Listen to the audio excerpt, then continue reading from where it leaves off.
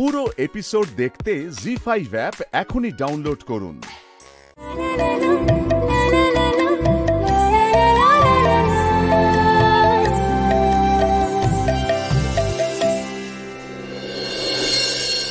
ওমা, তুমি? হ্যাঁ, এলাম। ডাক্তার বাবু, তুমি বুঝি অঞ্জলি দিতে এসেছো? আমি ঠিক জানতাম তুমি একদিন না একদিন মায়ের কাছে অঞ্জলি দিতে আসবেই। বড্ড পাকা হয়েছে তুমি। আমি এখানে একটা কাজে এসেছি। কাজে? তোমার আবার কি কাজ? মনে আছে কিছুদিন আগে আমার কাছে দুঃখ করছিলে যে তোমার নাকি প্রথাগত পড়াশোনা শুরু হয়নি, সরস্বতী ঠাকুরের সামনে হাতে খড়ি হয়নি। তা ভাবলাম যে তোমার এই দুঃখটা মিটিয়ে দিই। আর আমি যে তোমাকে লেখাপড়া শিখিয়েছি সেটা তো তোমার কাছে গুরুত্ব পায় না। না না ডাক্তার বাবু, আমি কিন্তু সেভাবে বলতে চাইনি। আর তুমি বা এসব বিষয় কবে থেকে বিশ্বাস করতে শুরু করলে গো? ব্যাপারটা আমার বিশ্বাস অবিশ্বাসের নয় গৌরী, তোমার ভালো লাগা খারাপ লাগার। আর পুজো মানে শুধু তো ধর্মে বিশ্বাস বা অবিশ্বাস নয়, এটা তো একটা উৎসব। আর সবাই উৎসবে মারতে ভালোবাসে গৌরী। আর তাছাড়া আমার বিশ্বাস অবিশ্বাসের সাথে সাথে তোমার ভালো লাগাটাও আমার কাছে জরুরি গৌরী। না, হাতটা মুছে ফেলো দেখি, মোছো হাতটা।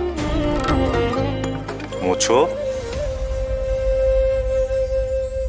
নর।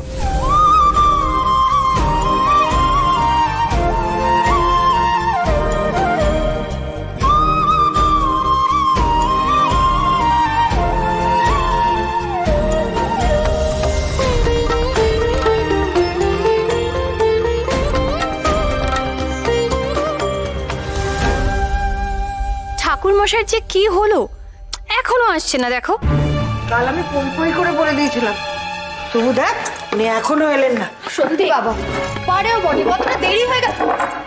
ওমা, তুমি আমার হাতে স্লেট নিয়ে দাঁড়িয়ে আছো কেন? ওর কি হাতে খড়ি হবে নাকি? না না, আসলে আমি ভাবলাম যে যদি কারোর দেওয়ার থাকে তো তাই এনে গৌরীকে রাখতে দিলাম। এই এটা কি শুনছি? ব্যাপারটা কি ভাই? হঠাৎ করে স্লেট পেন্সিল, তার মানে আমাদের বাড়িতে কি হাতে খড়ি দেওয়ার মানুষ খুব শিগগিরই আসতে চলেছে গৌরী? হ্যাঁ দেখ নীলা দিদি, নতুন মানুষ তো পলা দিদির কোলে আসছে। তাই বুঝি? তো তোমার কোলে আসতেও দোষ কি গৌরী? আনো না এবার তাকে, আমরা সবাই মিলে একটু আনন্দ করি তার সঙ্গে।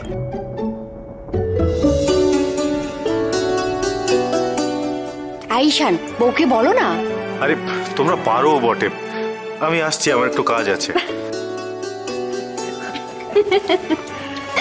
সত্যি ছেলে মেয়েদের মুখে হাসি দেখলে না মনটা এমনি ভালো হয়ে যায়। আমার কপাল বোধহয় আর কোনোদিনও ফিরবে না, এরকমই থেকে যাবে। ভেবেছিলাম আমার ওই হাতের খুঁতটা সেরে গেলে হয়তো সবকিছু ঠিক হয়ে যাবে, সবকিছু নর্মাল হয়ে যাবে। নীলা দিদির এই স্বাদ পূরণ করতেই হবে মা, করতেই হবে। জি5 ডাউনলোড করুন আর সব এপিসোড দেখুন একদম ফ্রি।